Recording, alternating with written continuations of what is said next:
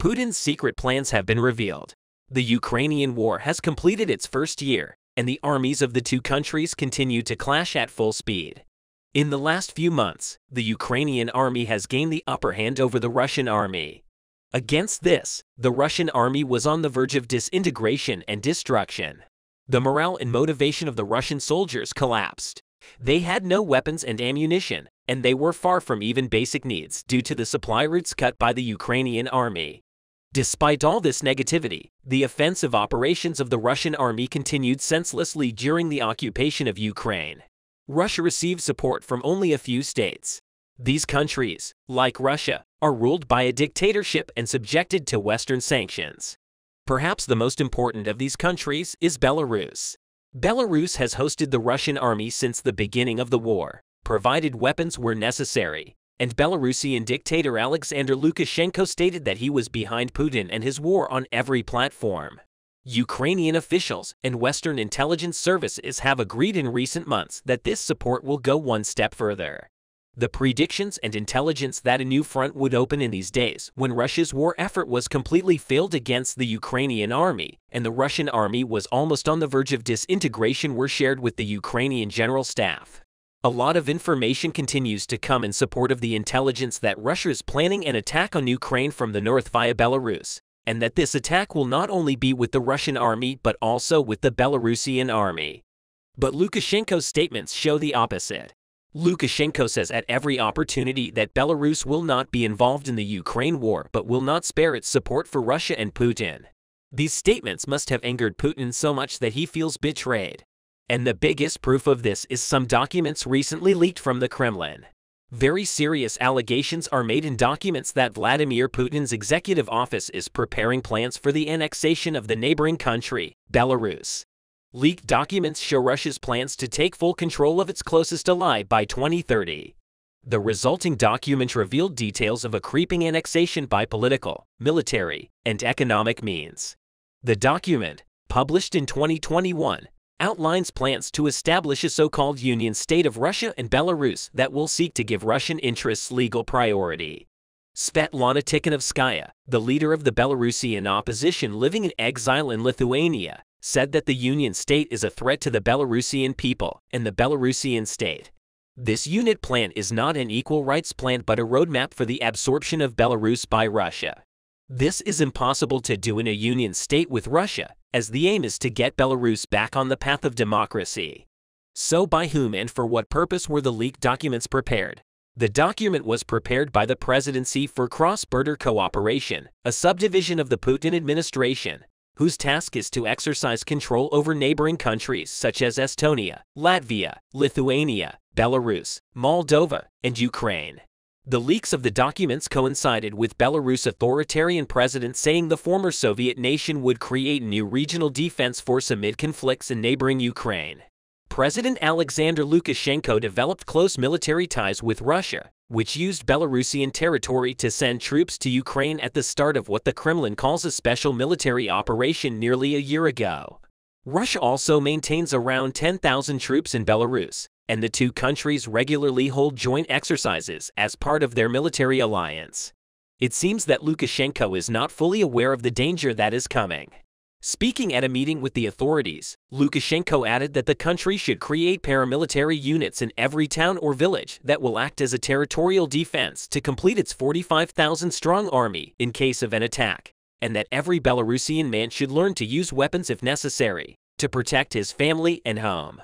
Belarusian Defense Minister Viktor Krentin noted that Belarus will form a force of up to 150,000 volunteers who will be given arms but will continue their civilian affairs, and its members will form a military reserve in peacetime and can act as guerrillas in case of war, while greeting the importance of defense cooperation with Russia and expressing his support for the Kremlin's actions in Ukraine. Lukashenko stressed that Belarus would send its troops to Ukraine only if his country was attacked. The Kremlin has steadfastly supported Lukashenko, who has ruled Belarus with an iron fist for nearly 3 decades, helping him send off months of mass protests sparked by his re-election in August 2020, which the opposition and the West accused of being fraudulent. We understand that the reason behind Putin's support for Lukashenko so much is for imperialist aims. Alexander Lukashenko, the dictatorial leader of Belarus, maintained a careful balance during the war in Ukraine. Russian troops assembled on the territory of Belarus on February 24 entered Ukraine by crossing the border, using the country as a preparation ground for the largest invasion of Europe since the Second World War. However, the Belarusian leader did not directly participate in the war or send his own troops into battle, but at times said he felt the invasion was prolonged. Now talks between Lukashenko and Vladimir Putin have once again raised fears that he is about to go to war. Lukashenko said that Belarus and Russia will deploy a joint military group, and that thousands of Russian soldiers will come to his country for exercises in the coming days, emphasizing once again that the tasks of the regional force group are purely defensive. Belarusian Defense Minister Viktor Krenin said in a statement that all activities currently carried out are aimed at providing an adequate response to actions near its borders. Ukrainian President Volodymyr Zelensky then raised the alarm at a meeting of the G7 and offered to send UN peacekeepers to the border between Ukraine and Belarus to prevent Lukashenko from launching a provocation. Despite the warning signs, there are serious doubts that Lukashenko is ready to throw his own forces into a war. Russia is losing in Ukraine, even under pressure from Putin. Of course, Putin has a lot of influence. But Artyom Shrabman, a non-resident academic and Belarusian political analyst at the Carnegie Endowment for International Peace, said that Putin was unable to force Lukashenko to commit political suicide. So he did not think that Lukashenko would certainly try to resist any compulsion towards a full-blown war. On the other hand, we cannot bet that Lukashenko will be forever successful in this resistance. There are many ways Russia can take action to bring Belarus into the war. So far, these routes. Apart from sending his own troops into battle, Lukashenko could allow Russian troops to be deployed to Belarusian borders to expand Ukraine's defenses, or possibly allow Russia to use Belarus as a training ground for some of the tens of thousands of Russians mobilized. Even in such a case, Belarus would be involved in the war, even if it's not official, according to the Belarusian Heightened Project, an activist monitoring group. The joint exercises will be held near several town halls in the city of Bielsk, just 17 kilometers from the Ukrainian border. The group reported that classes were cancelled at a music school near a local police station and administrative building. Few organizations follow the Belarusian military stance because their armed forces are relatively weak and there is nothing there except Lukashenko's rhetoric. The army needs to mobilize 20,000 men to reach full strength if Belarus begins to mobilize and move its troops towards the border. There will be ample time for strategic warning. So what role does an already weak army play in an invasion attempt? Actually, the role is very simple and straightforward as an extension of the imperialist idea that Putin laid the foundations of in the Georgian War in 2008. He also wants to invade Belarus and tries to persuade Lukashenko to join the war to legitimize this. From this point of view, we can say that Putin's main aim is to return to tourist Russia before the October Revolution and to expand his territory in this direction. The 2007 Georgian War, the annexation of Crimea in 2014, the invasion of Ukraine that started in 2022, and the leaked Belarusian invasion plans prove this. Ukrainian forces captured the village of Erosion in the border area between the Zaporizhia and Donetsk regions, bringing the total number of occupied villages that Ukraine liberated during the summer offensive to 8. Moreover, these gains are achieved by hit-and-run tactics by Ukrainian forces rather than large-scale movements of mechanized infantry units at the brigade level. Very serious and hot clashes continue between the Russian and Ukrainian armed forces across the southern front and near the Mercury Ali River. According to the figure given by Wagner boss Yevgeny Prigozhin, summer attacks recaptured about 100 kilometers squared, 39 mi of Ukraine's occupied territory from the Russian occupation forces in the area close to the administrative border between Zaporizhia and Donetsk regions. Ukrainian forces advanced between 500 to 1,000 meters in the area around the 205-18 Farm Road and the Morili River, and kilometers of territory, including Orozhane, were again under the control of Ukrainian forces, according to the statements of the Deputy Minister of Defense of Ukraine, Anna Malier. Although there are reports of Russian forces launching counterattacks, Ukrainian spokespersons claim that the village of Orozhane is still in Ukrainian hands. Ukrainian military forces continue their advance in the fighting in Bakhmut. The Kiev forces continued their advance by capturing another village, Despite all the difficult conditions, the Kiev forces continued to lag behind the Russian lines with the help of HIMARS systems. In the last clashes, Ukrainian forces took control of a large area in the delta of the Morili River and managed to break through the Russian lines for about 1 kilometer. However, Russian forces reportedly blew up two dams in the Morili River to block the Ukrainian advance. The HIMARS weapon system used by the Ukrainian military forces are causing major problems for Russia. In the HIMARS attacks, Ukraine captured an administrative center in Henichesk, located in the Sea of Azov, and ended the Russian occupation. According to the statement, the 35th Russian Army eliminated its commander before the mechanized infantry attacks. Regular attacks were also reported in Tokmak and Melitopol in operations that could be considered as shaping operations.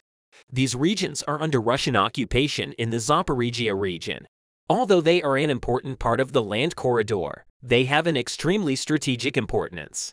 In addition to the major gain in Uruzgan and the movement towards Ravno and Novopil, Ukrainian forces continue offensive operations in the western part of the Zaporizhia region and near Bakhmut. Russian sources claim that Ukrainian forces continued some limited ground attacks southwest of Orikhiv and south of Yuliaipol in the western Zaporizhia region. Ukrainian Deputy Defense Minister Anna Malaya reported that Ukrainian forces are advancing 250 meters northeast of Bakhmut and 200 meters south of Bakhmut.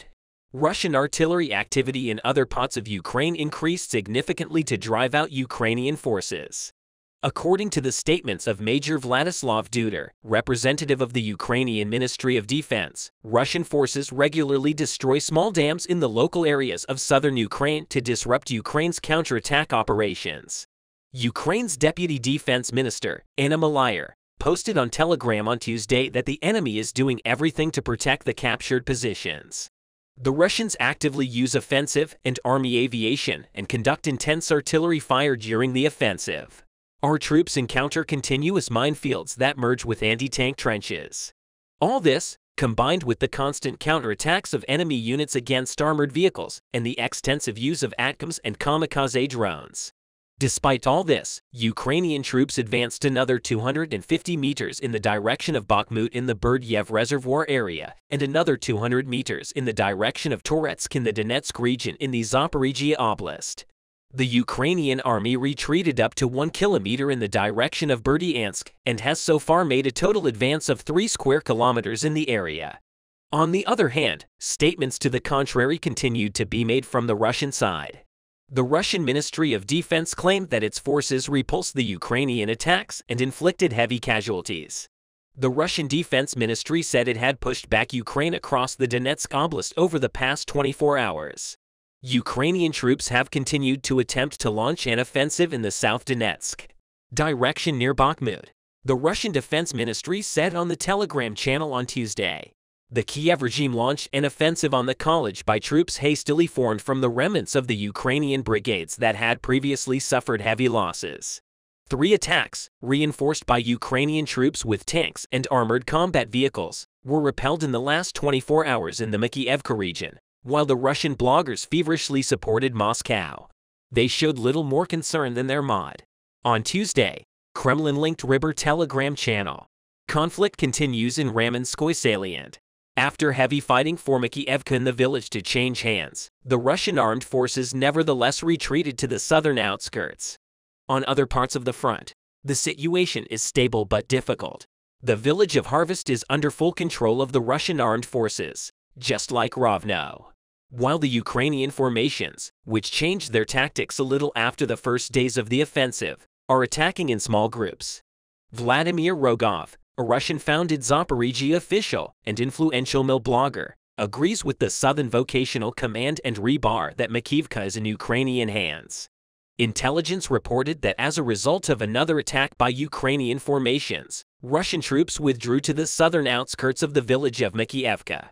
Rogov wrote on his Telegram channel on Tuesday that after several days of fighting, the settlement was once again under the control of the Ukrainian armed forces. Most likely, the defense of the Russian troops is lining up to land 700 meters south of Mykolaiv after demining. Ukrainian formations tried to advance on Prytini but were repulsed, according to Rogov. Ukrainian forces are trying to disrupt communications and take control of Russian UAVs. However, the fighting in Zaporizhia was largely mirrored in artillery fire due to prolonged rains. However, Rogov's information includes that one of Russia's top leaders on the battlefield, 35th Army Chief of Staff Major General Sergei Goryachev, died on the Zaporizhia front as a result of a missile attack. At present, the main part of the conflict has concentrated on the first, second, and third lines of the Russian defensive positions and continues in the form of intense artillery bombardment of the positions the Russian forces generally defended well and retreated between tactical lines.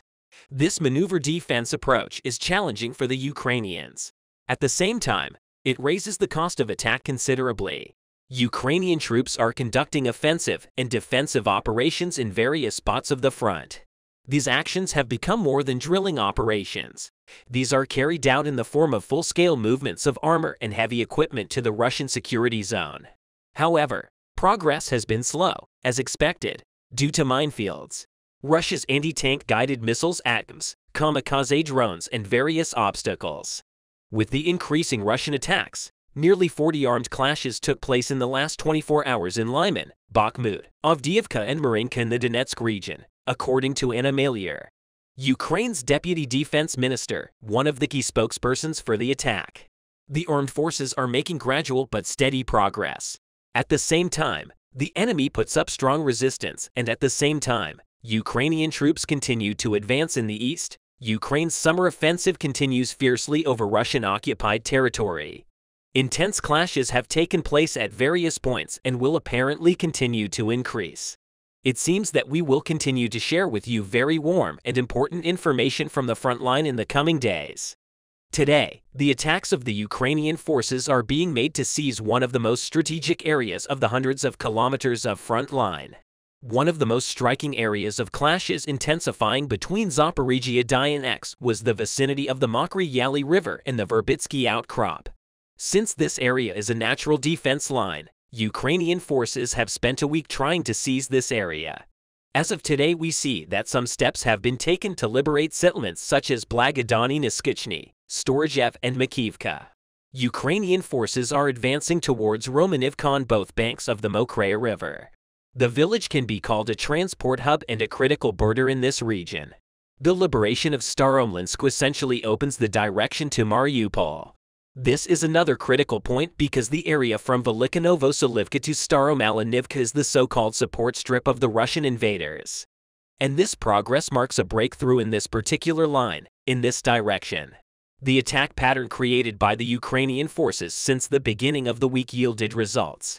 Ukrainian paratroopers fearlessly struggled to seize the front on the Rimouski Ledge and got what they wanted. The armed forces of Ukraine also began to introduce new formations from the Army Reserve into battle. He was seen on June 13 near the village of Niskichny, located in the Vanovsky village of the units of the 25th Airborne Brigade. This means that this unit joins the growing forces of the armed forces of Ukraine. Moving south from Velika Novosilka, your brigade moved south and joined the Ukrainian offensive along the Mokry Yali River.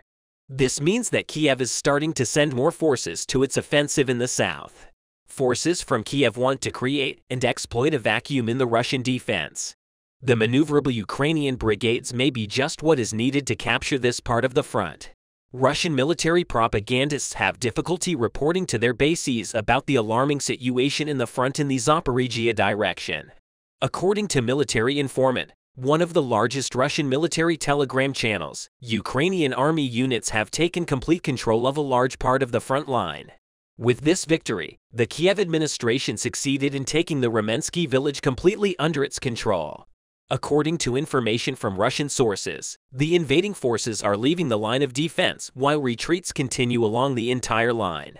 Many settlements have been evacuated. Moreover, according to Russian sources, the situation in Rovnopol is not encouraging for Russia. Russian military forces in this area will also have to withdraw soon. According to the information from the region, much stronger and organized Ukrainian brigades will be involved in the operation in the coming days. With these participations, it is predicted that the Kiev forces will achieve much greater victories. An attack by Ukraine on the line in Zaporizhia had an important purpose with this attack.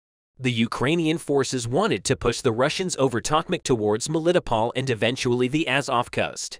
In this way, The Russian occupation force will be cut in half. But there was a known problem with this plan. The Russians were aware of the critical vulnerability that losing Melitopol would cost them. That's why the Kremlin spent more than 6 months building a complex series of defensive belts on its side along the 1,000-kilometer front line between Zaporizhia and Melitopol. The quality of this effort was evident in the first 4 days of the offensive. So what is Ukraine planning in the face of this defensive line? What attack tactic does he use? At the tactical level, Ukraine continues to engage in small units of tanks, wheeled vehicles, and armored personnel carriers. This way Russians can focus on a small group at a time. It can effectively use its ground, air, and artillery assets. At the operational level, Ukraine has spread its forces across to many points of attack. Since June 5th, there have been attacks in the Orikhiv region, Flamenco Ridge, Avdiivka, Bakhmut, and Kupiansk directions. This repeats the mistake of the first invasion of Russia in 2022. Spreading your forces over too many axes of advancement, hence having very little power in any one of them. So far, Ukraine has dispersed its limited strike force over too many areas, leaving little combat power at a decisive point. To succeed, Ukraine must concentrate its forces in a decisive place. At the same time, this point must have been a point where the Russian forces did not have a strong defensive capability. Regarding the ongoing Ukrainian counteroffensive, it is too early to make definitive assessments of Kiev's move in the Donbass and southern Ukraine. But it can be said that the Ukrainians show the courage and perseverance every day to regain their land. These attacks also have a psychological dimension. This is a very difficult fight. This is a very fierce fight and will likely take a considerable amount of time. This situation seems very difficult for the Russians as well. Since the beginning of this month, Russian forces have lost thousands of soldiers. Hundreds of soldiers were taken prisoner. It lost dozens of heavy weapon systems. Less than 2 weeks have passed since the start of the Ukrainian counteroffensive. Russian forces lost about 8,000 soldiers during this time. That means an average of 600 soldiers per day. However, the situation for the Ukrainian forces does not look very encouraging. Ukrainian troops suffer significant losses in armored vehicles during attempts to break through the Russian defenses. Therefore, it has to resort to the use of infantry for attack. As a result, Ukrainian soldiers advancing with infantry find themselves in sights of Russian snipers and machine gunners. This situation continues to cause heavy losses for Ukrainian troops. What can await Ukraine as a result of the attacks launched on June 5th? Can we talk about a great victory or a sad defeat? If the president of Ukraine orders his troops to continue to pressurize, they may eventually break into Russia's defensive belts. But Russia's largest firepower is probably reserved for the main defense zone. Therefore, the Ukrainian brigades that will come from behind may suffer even more casualties. At the culmination of Ukraine's offensive strike power, they will be vulnerable to a serious Russian counterattack. Russian war doctrine also seems to be built on this to attack when the enemy is weakened enough. It also seems unlikely that President Zelensky will receive an invitation to join NATO or even the promise of a new large-scale tank, aircraft, and ammunition. Ukraine may try to reclaim Russian-held areas in the near term. For this, he can start a new and big attack in the Kherson region along the remaining contact line. He can keep the intensity of attacks at limited to moderate levels for now. More importantly, Ukraine understands for the first time that conducting combined armed operations against a well-fortified enemy defense is the most difficult operation of conventional warfare.